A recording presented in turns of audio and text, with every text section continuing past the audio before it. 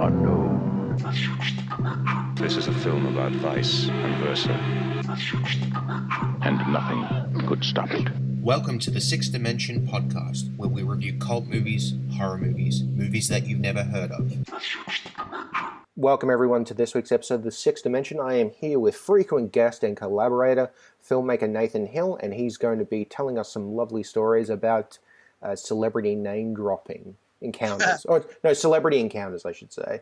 How are you, Nathan? I'm good, my friend. Good to be back. Good to talk to you. I believe on the countdown, this is technically our 12th pod together, so that's exciting. That's excellent, yeah. And you've been working very hard, toiling away in the minefields. It's a nice little surprise for our listeners. Fantastic. And how many episodes are you up to on the show already, do you think? I think 210, maybe 213. Yeah, yeah. I've got about 20 or so in the archives. So maybe it's like 235 or something, maybe. That's incredible. Up to 230. Anyway, but yeah, it's really, thanks, man. Yeah, I think it's very incredible. And I couldn't have gotten to those numbers without you either, without your input in many episodes.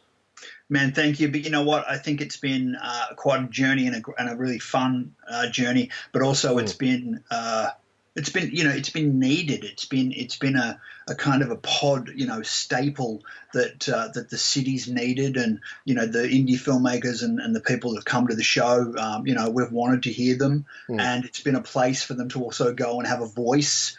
In this digital world we live in, you can't just sort of write and be on TV and do Instagram and Facebook. You've got to do your pods.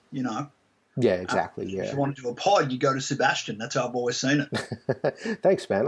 You've been very, very helpful with getting people on. Yeah.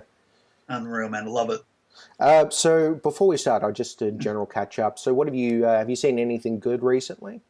I thought of you today because I saw the new Star Wars. Oh, really? You've seen it already? And, I told you that Kylo Ren reminded me a little bit of you. Do you remember when I told you that? Oh, vaguely. Is that because it's just because we look greasy? In looks. Oh, geez. Thanks, man. That's pretty.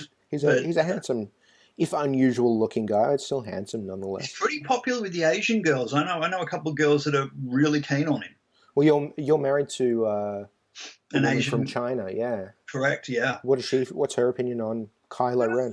I don't think she's got much of an opinion, but I've got another very close Chinese girlfriend who's like huge on him. And she's quite pretty, so I guess her word means something in that kind of respect. Yeah, absolutely, yeah.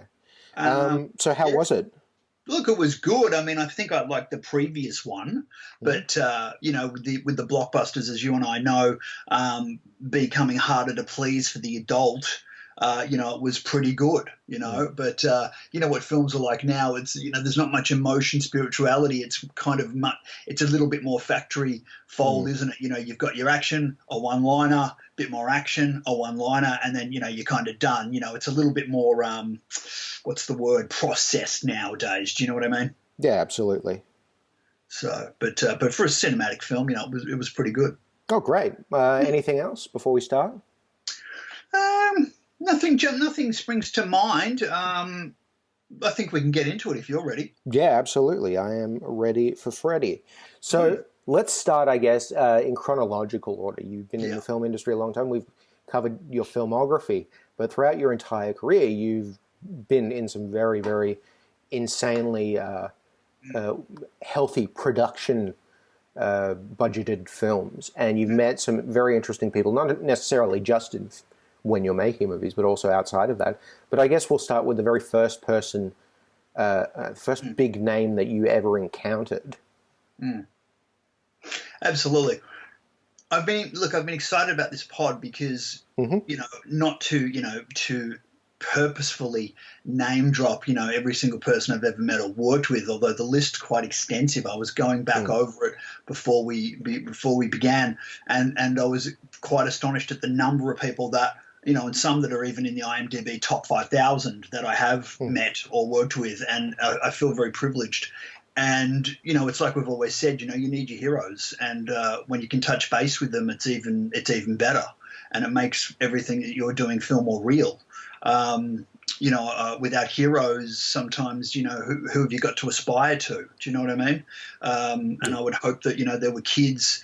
I know my young nephew kind of looks up to me at the moment as a bit of a hero and idol as such. And I kind of fantasize about him becoming an actor one day. I don't know if he will, but, it's a generational thing. But certainly when I was a teenager, I was really, really, quite involved in watching Bruce Lee. And then I realised that he was dead, and there were three prominent figures that I adored as a teenager that I think all kind of died in the same year that I was born, and it was Bruce Lee, Jim Morrison, and J.R. Tolkien. Okay. Yeah, well, my three kind of, heroes, idols, if you will. Yeah. And so I kind of, and I was a young guy, teenager, doing martial arts, Melbourne, this and that. Yeah. And I had this extreme good luck where a friend at school, Chinese girl, she said to me that her mum was quite connected in the Chinatown and Chinese community. And she was gorgeous. I was actually had a big crush on this girlfriend's mother, Chinese woman. And she said to me, "Oh, I'm really good friends with William Chung." And I kind of was like, hang on, I know that name. And then when I started to research, I realized this was kind of the guy that trained with Bruce Lee in Hong Kong. Okay. And he's been into martial arts films and so forth. So they kind of organized a lunch where I would meet William. And the thing I had in my mind was, I couldn't meet Bruce Lee, but I was going to meet this guy that also studied under Ip Man, which was Bruce Lee's kung fu instructor in Hong Kong. So this is a big deal for me, big deal for a teenager. And I knew I was going to see a master, and I discovered that, he had met and also taught some phenomenal people around the world, celebrities. And so we met at the King Bo restaurant in Chinatown. I think I was 16, or maybe younger, actually. No, I might have been younger. And I had, some pocket money. I'd saved up all this pocket money for a rainy day, but I didn't know what I was going to do with it.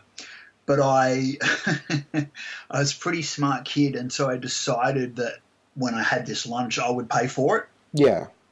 But, as a young guy, you're going to this, bloody 5-star restaurant, buffet, like it would have been very expensive and not the sort of place I would have eaten at as a teenager. Do you know what I mean? Particularly, for myself. And here I was with maybe there was 3 or 4 of us and I was paying for the meal. So, for a kid, it was a big deal. Yeah, absolutely. And so, she brought William in and he had a big smile on his face. And I thought, wow, and the first thing I'd always do is, shake the guy's hand. You just want to touch base. So I shook his hand and I thought, wow, this guy has not only studied under Ip Man, but he was Bruce Lee's friend. Yeah. And so I just kind of embellished and went into this big dialogue about, what was Bruce like in person? What was it like to train with him? I just got that kind of, second-hand, I guess, information, or first-hand, really, coming from William. And there, his English wasn't 100%, but my friends were translating for me. So William Chung, he was really the first, I guess, sort of hero / celebrity that I ever met in person. That's insane. And have you heard of the, I don't know, I mean, this is conspiracy theory, but and I heard this like second or third hand or something like that, but there was a producer who named Simon Chow who was allegedly responsible for killing Bruce Lee over a contract dispute. This is a conspiracy theory, I don't believe it. But the same thing happened to Brandon Lee, and Simon Chow apparently killed Brandon Lee as well over the same dispute. And that's where the conspiracy theory, I don't believe it, but that's what I think a comedian named Bobby Lee said or something like that. I don't know if you've heard of that. If you want to go on the record with it, I've met enough people now to kind of understand how he did die. I wouldn't say specifically. No, I'm not asking you to name specific. I just was wondering if you had heard of this conspiracy theory. It is, but what I will say to you though, it is a conspiracy. Yeah, because I know how he really died, and it wasn't that way. And I've had inside sources tell me the truth, and I'm pretty confident about the sources. But when you talk about Brandon Lee, I recently met Alex Proyas, who directed The Crow. He wasn't on my list tonight, but he's come up anyway. And it's interesting because, the one thing I wanted to ask him about was his experience with Brandon Lee. Do you know what it was like to not only direct him, but what was it like the day he got shot? I mean, I was intrigued. Yeah. And he had I could only describe it as a very dark, flat, withdrawing type kind of attitude to it. You could tell he just didn't want to talk about it. But it wasn't just about the guy's death. It did feel like there was more to it that he just wasn't going to say. Yeah. And so when you said conspiracy, that reminded me of the look I saw on his face when the topic came up. I don't know, man. It's a very dark scenario, that one.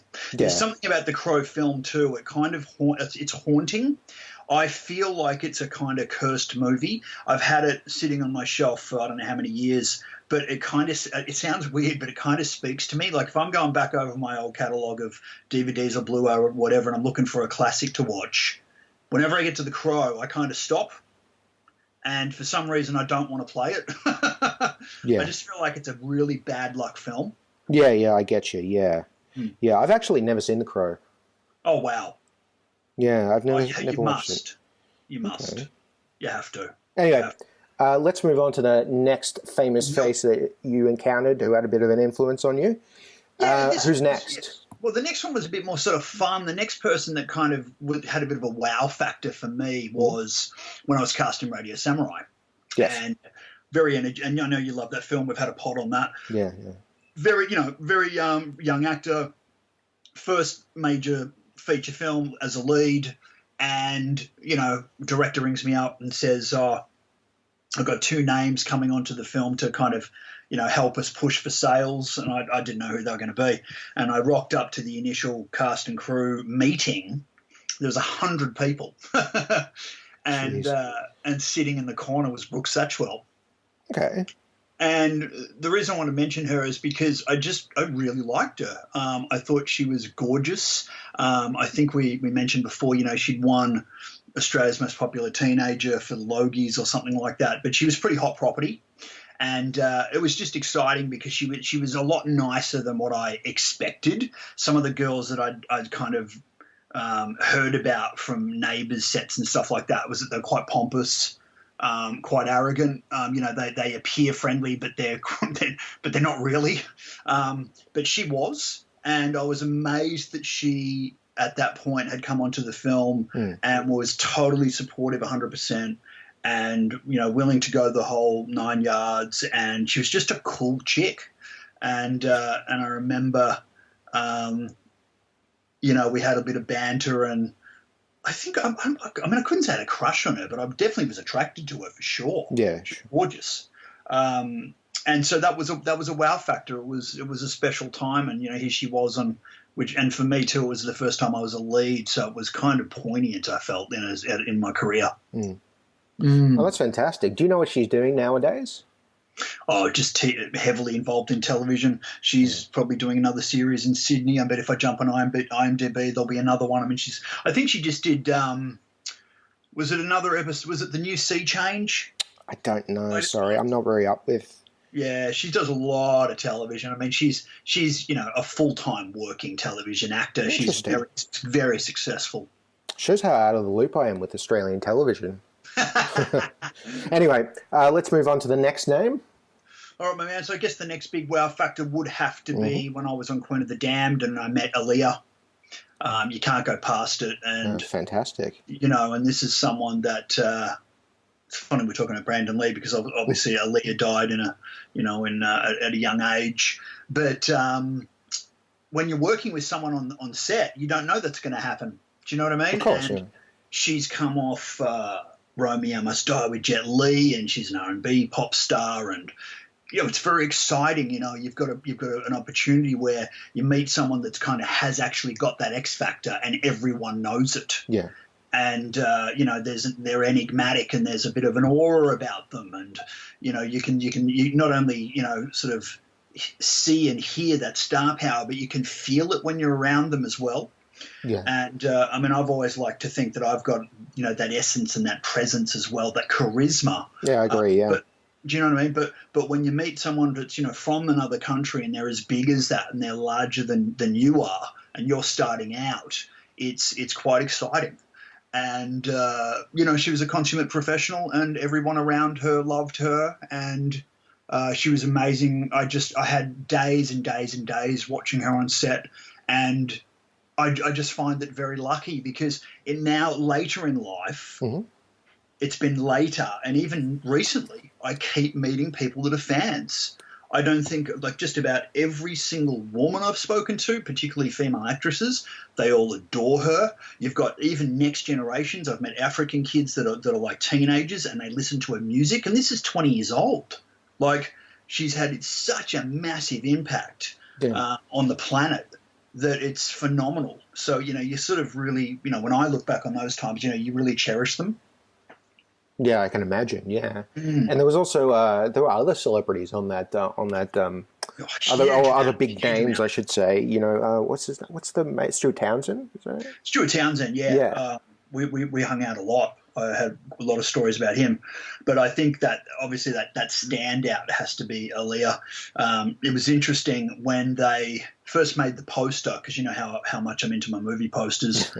I was expecting to see him on the front in all his glory. Mm-hmm. It was interesting that she was the premise, and then he was kind of just offside to her. Did that happen before or after she died? Well, exactly. You're on the money. It was after she died. And I heard a rumor that in post-production, that film almost was not going to be shelved, but it was close. And I actually hate to say this, but I think that her death actually created the opportunity for it to actually be released internationally. Oh, you're not wrong. I mean, that's usually I mean, it's not your that opinion is correct in that assumption is correct on the part of what the marketing did. The reason why Warner Brothers has always been my favorite distro is because they seem to have picked up all the movies where a star's actually died. I mean, Enter the Dragon, Bruce Lee, it's Warner Brothers. I'll have to look at The Crow and see whether The Crow is. It probably is, but there seems to be a lot of. I think it's Miramax, isn't it? The Crow. Possibly, but I know obviously Queen of the Damned is Warner, and that's Aaliyah. There's been several stars that have died. Well, what about the Paul Walker Fast and Furious? Who's that? Is that Warner? I don't know. Sorry. But I've just noticed over time there's been several large celebrities where Warner has picked it up, and I felt it was almost a trend. I used to see this when I was back in the video store days. Whenever there was a star I knew that had passed, it was always a Warner film. I just thought that was a funny thing. It's eerie. It's a bit eerie. It seems to be that they would be the savior, I think is what I'm trying to say. Because I heard another story about, I think it was George Miller from Mad Max, and it was a guy at Warner that actually helped him get Mad Max released in the first place. For this generation between 80s and 90s, whoever the CEO was, he was actually a good guy, and not like a lot of the predecessors. Yeah. So it's interesting. So who's next up on the list? Next up on the list was after I'd been to film school for a bit, and then it was time to hit LA. First time I hit LA. Wow. And I had the extreme good fortune of, when I landed, my chaperone, my PR, was a girl from Film Threat. Okay. And she was amazing. And she kind of took me out. We went to a film festival that had a movie premiering called Chainsaw Sally. And I didn't know what this film was. All I knew was it was horror. And, I was first night in LA and off I went. And I'm watching this film. And I'm probably jet lagged. I don't even know what's going on yet. And I'm sitting with her, and she's like, "Oh, you got to see this horror film." I'm like, "Okay, cool. Let's do it." And then and then all of a sudden I see Gunnar Hansen pop out, right? And he's got the chainsaw, and I'm like, "Oh, this is interesting." So it's kind of like a movie, that's been made by a Texas Chainsaw fan. Yeah. They've got Gunnar in there in a cameo. But then when the movie finished, and she said, "Okay, Nath, let's go out to the bar or whatever," I walked in, and here's Gunnar Hansen. And it was just like, you got to be joking, because this is, you know how much I love horror. Yeah. And here I am, first night in LA with one of the movie maniacs, one of the greatest of all time. And I really felt like this was typical for my kind of timeline. This is the sort of thing that happens to me. I'm a very lucky guy. I'm very tapped in.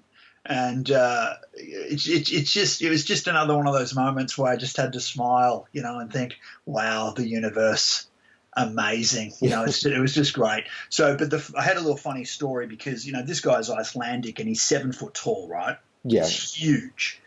And I thought, I'm going to buy him a drink. And Nathan Hill's going to buy Leatherface a drink. So I took him over to the bar. And I said, "How you going, Gunnar?" Nathan Hill, da-da-da. Started talking, whatever. Mm-hmm. I loved your film, even though I hated Chainsaw Sally. Yeah. It was crap. You've got to say it, though, yeah. You know what I mean? And then I said, "Gunnar, what'll you have, mate?" And I think I'd bought a Heineken or something. I said, "What'll it be, mate? Let me buy you a drink." And he just goes, "Oh, can I get a glass of milk?" And at the time, there was an ad on television in Australia. I don't know if you remember it, but it was like the guy walks into a bar and he just says, "Can I get a tall glass of milk?" And there's like the record scratch and they all turn and stop and all the beer drinkers are like, "Who the fuck is this guy?" But here I was, actually having the same experience with Gunnar Hansen. It was absurd.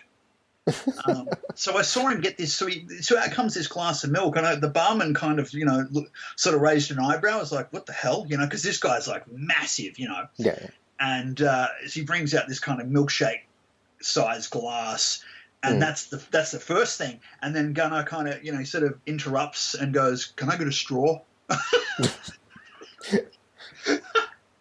So, so I stood there and I've got my beer and I'm with Gunnar fucking Leatherface Hansen and he's drinking a glass of milk. I mean, it was just ridiculous. Yeah. What was his, why? Was he just craving a glass of milk or something? Yeah, he was just a very funny, eccentric guy. I just think that was just his thing. That's the thing I realized about Americans is they just don't give a shit. That's what I love about them. Like, whatever they do, that's their gig, that's their thing. They don't care what you think. If they've got a taste for this or that, they'll just do it. Yeah. Whereas what it's like here, everyone's so conservative. You go in and you're almost expected to act a certain way and drink a certain thing and eat a certain thing. It's so goddamn conservative. So yeah, that was cool, man. That was my little Gunnar story. Well, that's fantastic. And so who's next up on the chopping block? All right, brother, who we got? Well, the next one's really, become now a hero of mine and a mentor. Yeah. And that is the world-famous Mr. William Catt. Ah, yes, the House and White Ghost and Carrie. AKA Greatest American Hero. Oh, yeah, of course. I always forget because I didn't grow up on that. So. I mean, the Greatest American Hero, the TV series, the theme song is still the world's number one television theme song in the world, like in the history of. Believe it or not, right? Yeah, believe it or not, I'm walking on air. And I was a teenager as well when that was out, and then I'd seen House, the horror film. Sure. And I was a huge fan. And as I was writing my Black Mass script, which you and I have also done a pod for, I just immediately wanted him to play the character of Saul, which was the father. That's right, when I was going through the casting process, and I actually reached out to him and by some means found his address or email, but through my research, and just wrote to him direct, which is sometimes what you've got to do. Sure. Yeah. And sometimes, if you go to the agent, if it's not kind of a paid gig immediately, if it's not a paid job straight up and you're a stranger, it'll just get deleted. So I wrote to him, from one director to an actor as a professional, and we just kind of hit it off. And then I had the extreme good luck where there was a Comic-Con in Melbourne, and this is around about the time that I was doing pre-pro, and they were supposed to get Batman. Is it Burt Ward? What was his name? The 1966.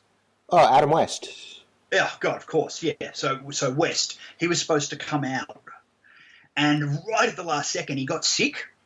Mm-hmm.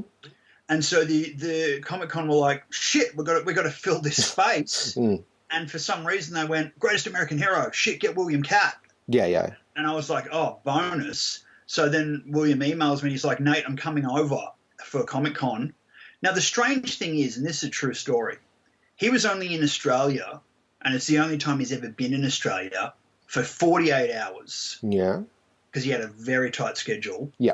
He had a 2-hour window, and he chose to have dinner with me. Oh, that's nice. Unbelievable.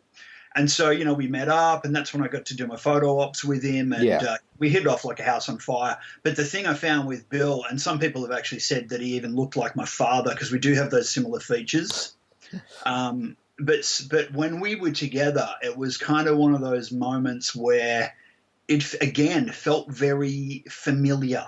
And we were just so similar, Seb, do you know? Like, we're in the restaurant, we were both checking out the same waitress, we were both cracking the same jokes. Like, it was so comfortable. Yeah. And I just thought, wow. And, and even though that film unfortunately bombed, we kept in touch. We remained friends, and we still Skype each other from time to time. And I send him my films, and he critiques, and he gives me feedback. I mean, the thing is, he's old school Hollywood. His mother was in Perry Mason, that's right, yeah.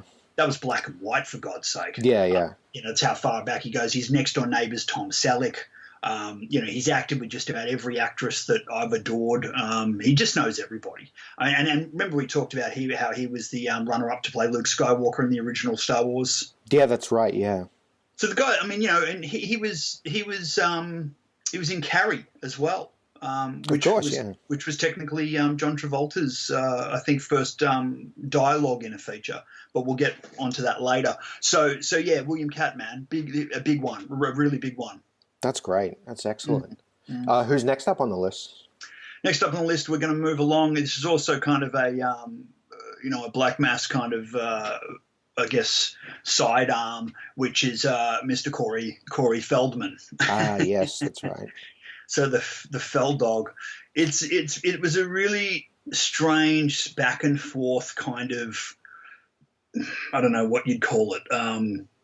I had made really good friends with his agent initially when I was casting for Black Mass. Yes, yeah. A guy called Scott Carlson, and Scott actually appears in the Two Corys TV series.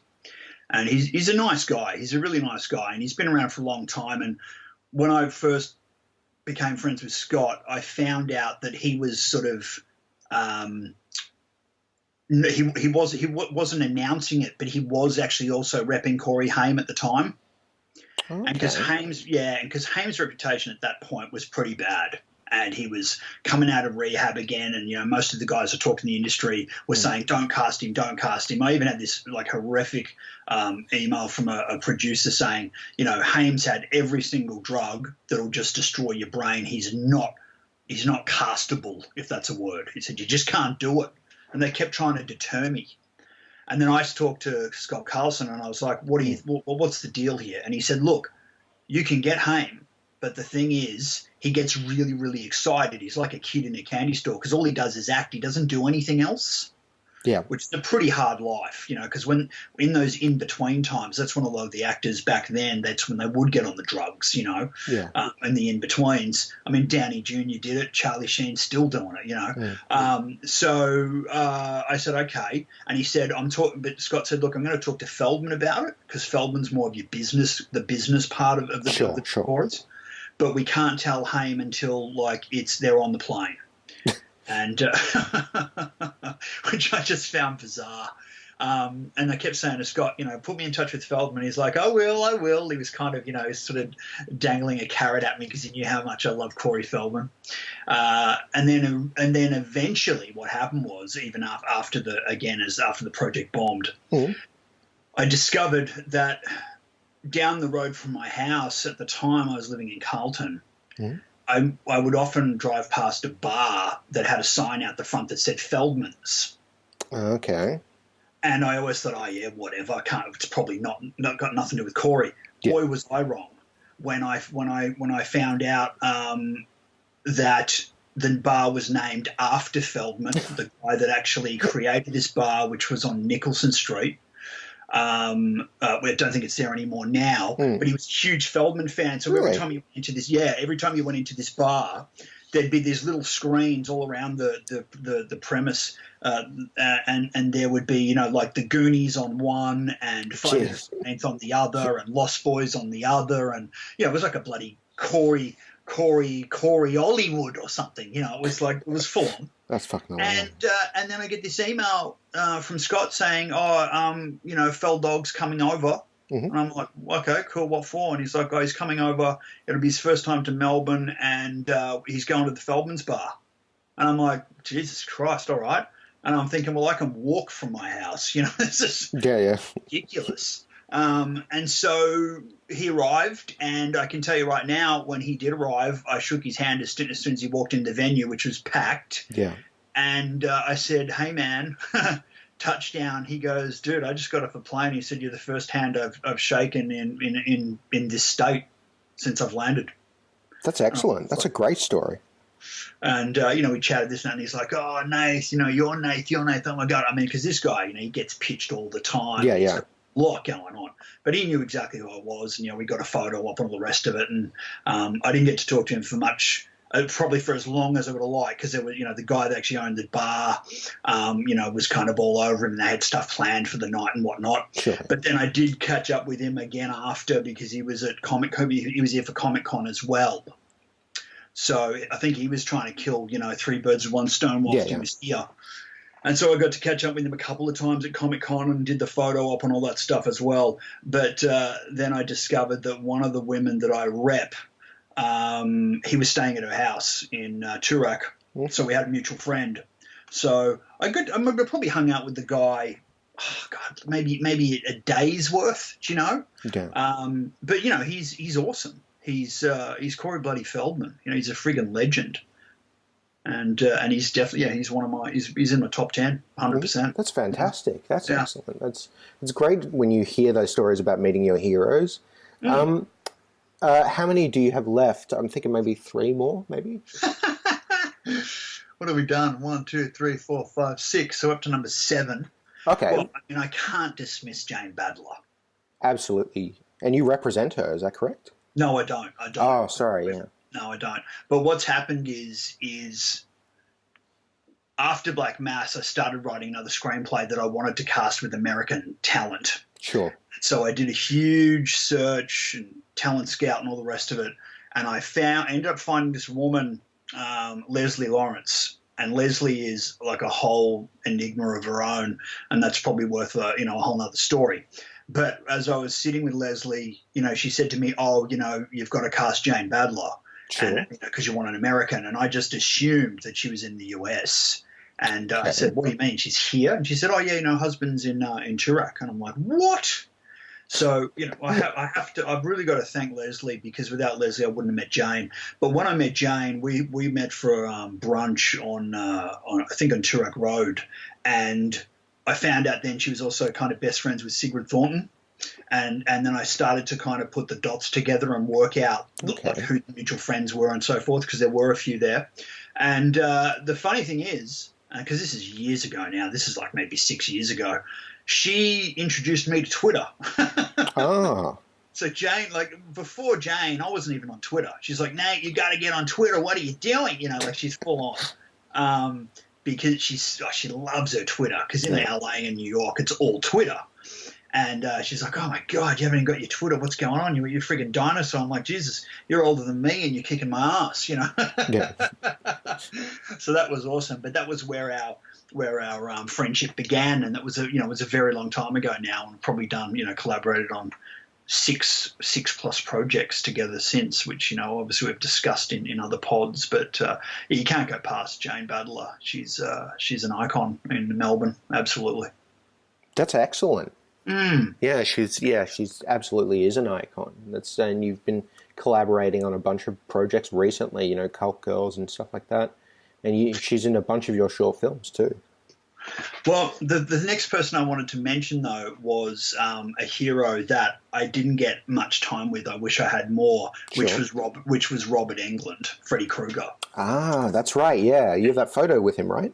That's right. And with Freddy, it was one of those things where I didn't, when he came to Melbourne, I just you get so busy. I mean, if I really want to go hard and kind of, go down the rabbit's hole and figure out where he's staying or where he's going, and do I have a mutual friend? It's a lot of time. I just remember when he came, it happened all very quickly. It's like, oh my God, Robert Englund's going to be here. I think it was like tomorrow, and I'm like, Jesus Christ. So the only way for me to see him was to actually legitimately line up at the Comic-Con as a fan, and I had never really done it. And it was a full-on experience, I'll tell you what, man, because you line up and you wait a long time. And it's you know, when you're an actor or you're a filmmaker anyway, that can be really grueling. And most people don't do it because, you know, whether it's their pride or their ego, you know, people just won't do it unless you're a, you know, certified kind of fan. But I'm like, nah, man, I'm definitely lining up for Robert Englund. Like I grew up watching Nightmare on Elm Street, but I thought I'll have to do something funny. So when I finally, but I knew that he knew William Catt because they'd done Big Wednesday together. Mm-hmm. And I knew that he knew Jane Badler from V. That's right, yeah. I am just. Do you know what I mean? Yeah, you know the quote from V? I told you about this, Liza. I am just. That's his first line in the thing. I am just. Just what? Yeah. And it's Arabic for lost, just. And he's supposed to be saying I am lost, but he's saying I am just. Anyway, sorry, go. Yeah, so I thought, you know, there's already a connection there. Mm-hmm. And so when I got to him and we had the photo op, we kind of, you know, I mean, he was hysterical. He did remind me a bit of my grandfather. He had that kind of, which I've also inherited, that kind of, that crazy, you know, charisma, but funny, but scary at the same time. You know, really, really liked him. And I just straight away, I said to him before anyone, you know, sort of split us up, I said, listen, I'm a friend of Jane Badler's. And he's like, and he stopped and he sort of looked at me, he goes, oh my God. And I said, yeah, man, legit, you know, and he said, oh shit. Okay. Well, I'm coming down, early next March. Let's meet up. Okay. And I was like, okay, wow, amazing. And then he gave me his personal Facebook. He said, you know, add me, we'll chat, which we have done. Great. And so I guess, you know, we had the photo op and that was awesome. But we also, the fact that I knew Jane meant that I could possibly see him again. So that was definitely a dot to dot. So we'll see what happens in the future. But aside from that, you know, it was a hero. It was great to meet a hero. And he was legit. And the way he spoke and everything, he's got a lot of energy, very charismatic, exactly what you'd expect. You know, they sometimes say, you know, don't meet your heroes, you'll be let down. But with him, it was completely what you'd expect. Oh, that's fantastic. Anyway, who's up next? Well, I was going to mention another little story about not someone I'd worked with, but someone that I met at Monster Fest a few years ago. Okay. And it was none other than Linda Blair from The Exorcist. Ah. And the reason I wanted to mention this was because I knew something that she didn't when I met her, and that was her and my mother both share the same first boyfriend. Really? Which is Rick James. Rick Springfield. Oh, no. I was just joking about it being a celebrity. I didn't know your mum. So wow, my that's mother excellent. went to high school with Rick Springfield. His real name's Rick Springthorpe. And she actually kept some of the letters from him, and he used to draw. She's actually kept some of his drawings, which is quite phenomenal. And, you know, this guy's most well known for that song Jessie's Girl. Sure, yeah. Which is in Boogie Nights and all that. But, you know, he's an actor. And I later discovered he'd done a film with Corey Feldman. And he had actually helped Feldman produce, kind of Corey's only ever one-hit wonder, which was called, I think it was Former Child Star was the title. And that was Rick Springfield and Corey Feldman, which is ridiculous. Anyway, so I met her and she had her PR with her. And I said to her, look, you know, you're going to find this pretty funny, but, you know, because she had mentioned in her Q&A that about Rick being her first, like, proper celebrity boyfriend, because she was only a teenager. She was quite young. Yeah, yeah. And it was the same and I knew it was exactly the same as my mother. And so I kind of told her this story, and her PR just, like, lost it. He just, like, pissed himself laughing. He couldn't believe it. He couldn't believe that was real. Oh, that's insane. And I really wanted to get a photo with her, but she was having a bit of an episode. I think she'd been just slammed with fans like that whole day, and she just said no more photos, no more photos. And I kind of looked at her, and she was a lot smaller and frailer than I had imagined. She's quite short, quite frail, you know, she just looked like she hadn't eaten or she was seriously dehydrated. Yeah. So she wouldn't take a photo, but she did sign a headshot for me, you know, to Nath, all that sort of stuff. Oh, so I had that little moment with her because obviously, like a lot of us, you know, we all grew up with The Exorcist. But it was great to kind of actually tell her. So she said, "Look, when I get back, I'll tell Rick that I met you, and I'll tell him that your mother says hi." So I thought that was nice of her because she didn't have to do anything, you know. Yeah. So who's up next? Okay, so the next one's very special because, you know, I had done you know, that film Revenge of the Guilo, and I had cast Andy McPhee as the father figure. That's right. But I really, after I met this person, I so wish I could have turned back the clock because I met Richard Norton. Oh, wow. And the way this unfolded was quite interesting because Richard had done this movie Iron Fist, which also starred Jane Badler. And it also had a mate of mine, David No, who was one of my old Taekwondo instructors. Yes, yeah. My very, very, very, very first short film ever called The Huntsman that had he and I, and it was shot by Jamie Blanks, which I think I've mentioned before. Yeah, that's right, yeah. So there was kind of all these connections and all these dots to dots, and then I can't remember who introduced me to Richard. It might have been Brent Houghton, who was director, but someone did, and I thought, okay, I'll probably grab a coffee or whatever. You know, this is another legend that I've been dying to meet. But I was so excited and surprised when he kind of invited me to his house. Okay. And I thought, wow, that's interesting because he's sort of, you know, I mean, he's a jet setter. He's all over the world. I thought, I wonder where he lives. I'm not going to say obviously on the pod where it was, but you know, beautiful place. And I went over to his house, and you know, he'd sort of done his research on me, and vice versa. It wasn't like we were just going to let him walk in the door.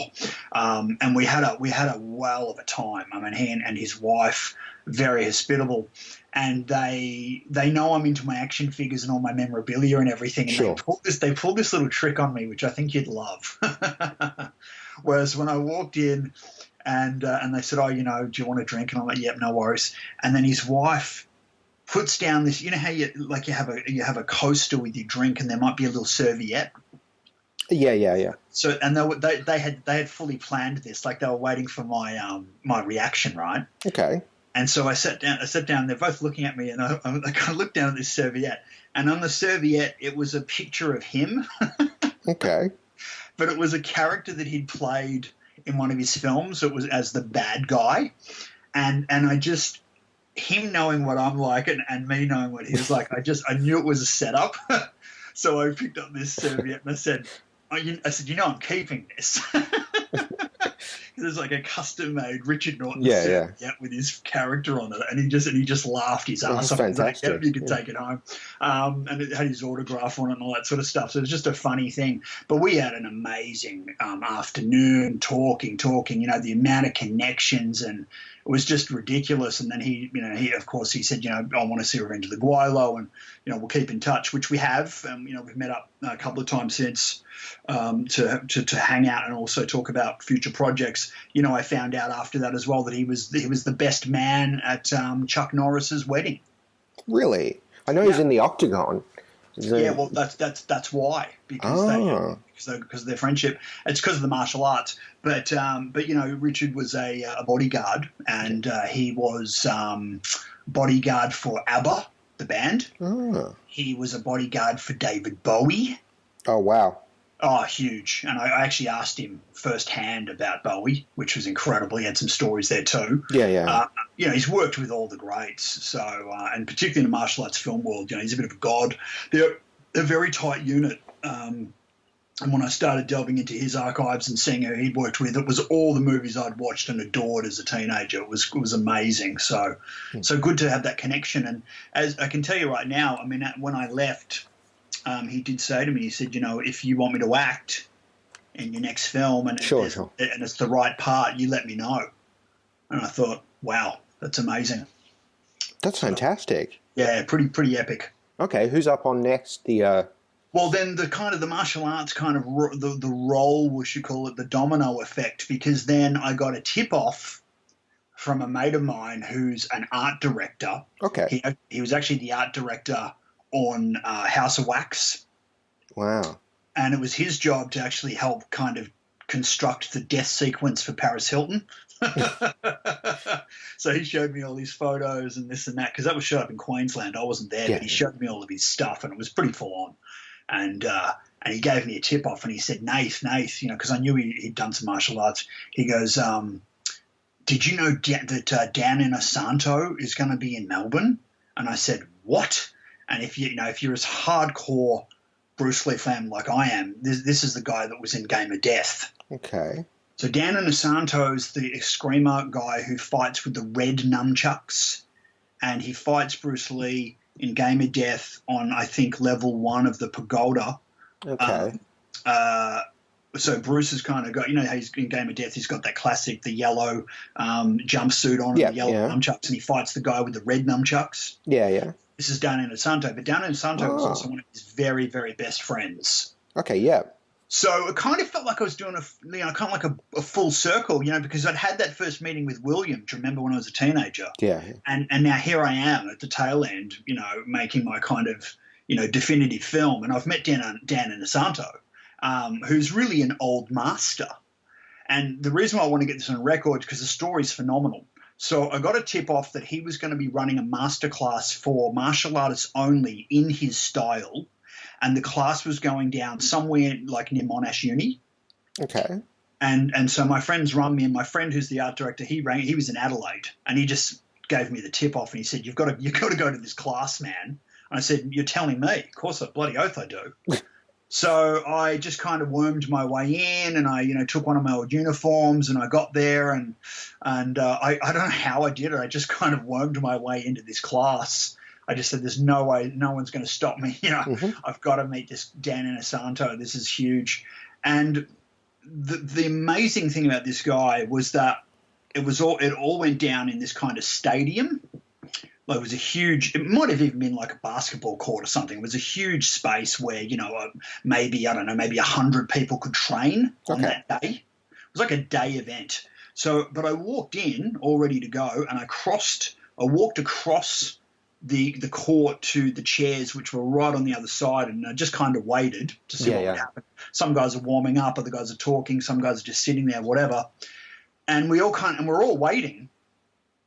And then, just at the end, like someone closes the doors, and I'm like, where is this guy?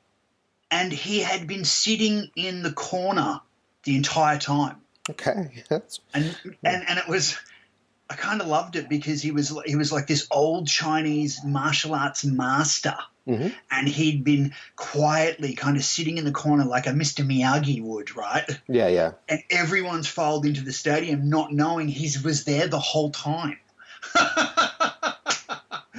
It was just cool, man. That's so cool. It really was like something out of a film. Yeah. And he got up and he ran this class, and it was just amazing. And I got to not spar with him, but get direction from him. And we did weaponry, and we did some moves and this and that. And he shared with us all of his family photographs. It was hardcore. And talked about Bruce Lee, of course. He did say that Bruce Lee was just ridiculously charismatic, and that he would basically, the thing he said was, whatever you had in you, he would bring it out no matter what. Yeah. Like, whatever your strength was, he would bring it out, whether you liked it or not, which I thought was an amazing statement. And then towards the end, I got to tell him that I also knew Richard. As soon as I told him I knew Richard Norton, his face lit up. He was Richard, oh my God! He absolutely loved Richard. And at that point, then he let me get a photograph with him, because he was pretty full on old school. Like, he might have even been like 80 years old. And mate, I'm going to tell you, for an 80-year-old to still be like traveling the world, flying and teaching these classes, that is ridiculous. Like, he's the fittest man I've ever seen in my life. Oh, of course, yeah. That's insane. It was mad, and he's a legitimate master. Yeah, I can imagine. Yeah. How many have we done so far? We've done 9. I think we've got 2 to go, and we're done. Okay, great. Okay, so who's the penultimate person? Well, it's a 1-2 punch, because following the Dan Inosanto, I then had the extreme good luck of getting to meet Jean-Claude Van Damme. Oh, wow. Yeah. And this was kind of a hat trick because Richard and Dan and JCVD kind of, completed a kind of, I guess, a life, journey where I've admired them all in different films and in life. And I had actually written to JCVD when I was a teenager, and I became a member, and I'm not ashamed to say it because I was only a kid. I became a member of the Jean-Claude Van Damme fan club. And he legit sent me a headshot, an autograph Fantastic, headshot. yeah. And I had it on my mantle, and this is when I was a kid, so I worshipped the guy. This is when Kickboxer had just come out. Yeah. And I just thought, that's my moment, and I'll probably never meet him. But then I did. And the amazing thing that happened was a sort of sequence of events. And then when he came to Melbourne, I got to go to the Q&A, and I got to, to meet him and get the photo and all the rest of it. But then I also found out that one of my friends, Shannon, who I'd worked with on another movie as a director, actually did the Ultra Tune commercial that he was in at the time. Oh, that's right. Yeah. Remember that tragic one? We were talking about it. I do remember that one, yeah. So there was all these connections, and it was just great to finally meet the guy. But I found that in person he was he's a lot older than people think. And, I think when he does the films now, he's in really, really heavy makeup. And it's a bit sad, like the amount of partying and the sort of party lifestyle that he endured in LA. It really has taken its toll. But I think he's still JCVD, and he's still got that fun-loving side to him. And like I saw a film recently. I think it was The Bouncer, which was a French film, and it's like one of the best films he's ever done. Like when he actually acts in France, in his country, in his language, although he's from Belgium, but obviously he speaks French. He's phenomenal. And I really recommend that you see that The Bouncer. It's a ridiculously good movie. That was my other childhood idol kind of dream thing come true, I guess. That is so cool. I mean, the guy's done how many features? 30, 40? I have no idea. Loads. Yeah, he's still acting, and he's still.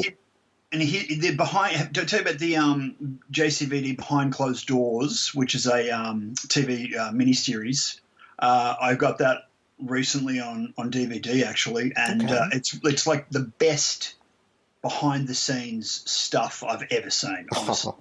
That is so cool. It's phenomenal. It's called Behind Closed Doors. And, he just basically gets in front of the camera and he says, I got nothing to hide anymore. I got no secrets. I got nothing left to hide. And you're going to come with me on and kind of like, a front seat to my life. And, cameras just follow him all around the world. Planes, cars, buses, home, parents, LA, back to Belgium, up to the Ukraine, up to Russia. Like it just follows him all around. Yeah. You're basically just, observing, and it's an amazing doco. Well, it sounds like we've got another film to review then. So should we cap it off, buddy, with lucky number 13? Absolutely. Let's cap that off. Well, someone that I wish I had have worked with, but not. Just literally someone I just wanted to meet as a legit fan. Sure. And that was the most recent one, which was John Travolta. That's right. Yeah, you had that fabulous picture with him, yeah. And I want to talk about him because really, in all sincerity, definitely the nicest celebrity that I've ever met in my life.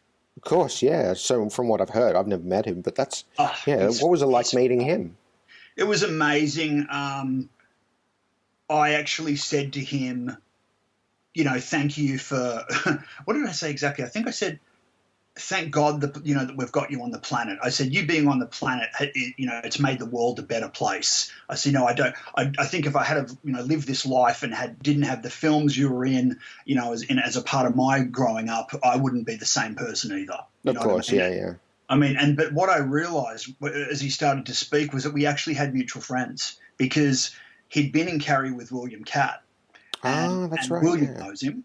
And he talked about Tom Selleck, and I knew Selleck was next door to William. And mind you, I think I told you when Tom Selleck was in Melbourne and did Quigley, my Uncle David was actually in that film. I think I told you about that. That's right. Yeah, I do remember that. Yeah. So there was all these kind of connections, and I thought, it's not really that. It wouldn't be that hard for me to actually, if once I go back to America to try and sort of tee up something, I think it'd be pretty easy.